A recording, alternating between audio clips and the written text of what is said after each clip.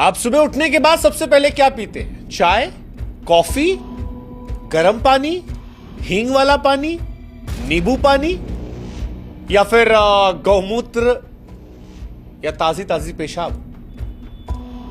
नहीं भाई साहब, मैंने कोई नशा नहीं किया है और आप मेरे ऊपर नाराज मत होइए और ना इसे सुनकर घिना जाइए। यह सच है और इसीलिए हम पूछ रहे हैं कि क्या आप अपनी पेशाब पीते हैं? सवेरे की पहली पेशाब, ताजी ताजी पेशाब? अरे भगवान, हाँ मतलब आपका जो चेहरे पे रिएक्शन आ रहा है उसे देखकर हम समझ पा रहे हैं, लेकिन अब है तो है भाई साहब। आपके और हमारे मुंह बनाने से क्या हो जाएगा?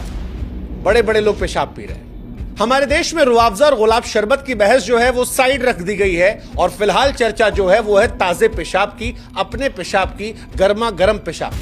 हाँ जी, गौमूत्र और ऊंट का मूत्र तो दुनिया में पीने वाले लोग हैं, हिंदुस्तान से लेकर सऊदी तक। लेकिन बॉलीवुड के एक्टर परेश रावल ने जब कहा कि घुटने की चोट को ठीक करने के लिए अपना पेशाब महीनों तक किया, तो कोई मुंह से उल्टी कर दिया, कोई डाइजेस्ट नहीं कर पाया, किसी ने उन्हें संघी बोलकर ट्रोल किया, तो किसी ने कहा भैया जानते नहीं हो, मुंह मत बनाओ, ठीक हो जाता है। अब ये ठीक होता है या नहीं, परेश रावल क्या कोई क्यूटियापा कर रहे थे या फिर इसके पीछे वाकई में कोई लॉजिक है, ये आपको बाद में बताएंगे। पहले ये बताते हैं कि रावल साहब ने कहा क्या। तो बाबू भैया कहते हैं कि एक फिल्म आई थी सनी देओल की घातक, उस पिक्चर की शूटिंग चल रही थी, चोट लग गई थी, बेचारे टूटे टाटे पड़े थे।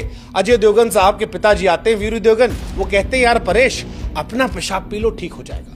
कि जितने फाइटर होते हैं सब अपना पेशाब पीते, इसीलिए देखो फिट होते हैं, चोट लगती है फिट हो जाते हैं, चोट लगती है फिट हो जाते हैं। बाबू भैया कहते हैं कि हमको जब उन्होंने बताया तो हमने कहा ओके कर लेते हैं। और फिर बाबू भैया कहते हैं कि मैंने सोचा कि जब पीना है ये है तो फिर अच्छे से पिया जाए, और उसको उन्होंने बड़ी गंभीरता से ले लिया।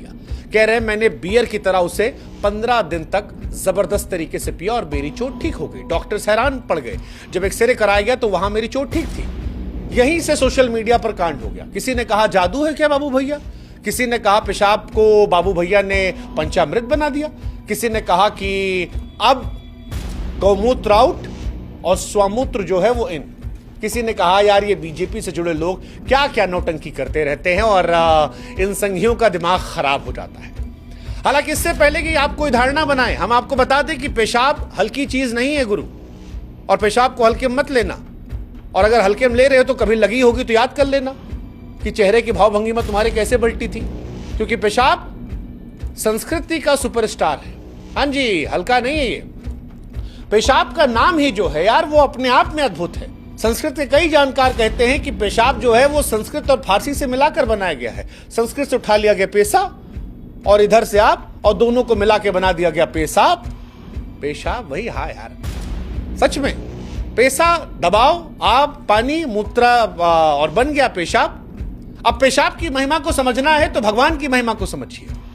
आपके पास जब भगवान एक बच्चा देता है तो बच्चे को बोलना, चलना, प्यार करना आप सिखाते हैं, लेकिन पेशाब करना बच्चा मां के पेट से मास्टर की डिग्री लेकर आता है।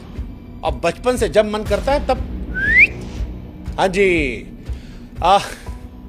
रोडवेज की बस जो है वो सवारी के लिए रुके ना रुके, लेकिन आदमी को पेशाब लगी हो, भाई साहब किनारे करवा लेते हैं। सवेरे की नींद चाहे ठंड हो या गर्मी, उससे खुले ना खुले, लेकिन अगर पेशाब का दबाव बना तो बाबू ये अलार्म क्लॉक से तेज होता है, सट से उठाएगा, जाके फट से आपको करवा देगा। बिना खाने के आप कुछ हफ्ते जी सकते हैं, बिना पानी के आप कुछ दिन जी सकते हैं, लेकिन पेशाब रोककर भाई साहब आप नहीं जी सकते। इसीलिए हम कह रहे हैं कि पेशाब को हल्के मत लीजिए। पेशाब का रंग बिरंगा इतिहास है, जी हाँ, और ये पेशाब के रंगों की बात नहीं कर रहे, पेशाब पीने के इतिहास की बात कर रहे हैं। क्योंकि पेशाब पीने का कोई नया फैशन नहीं है, इसका इतिहास इंसान के कुछ भी कर डालो वाले जुनून जितना पुराना है। जैसे मोरारजी देसाई, भारत के पूर्व प्रधानमंत्री मोरारजी देसाई स्वमूत्र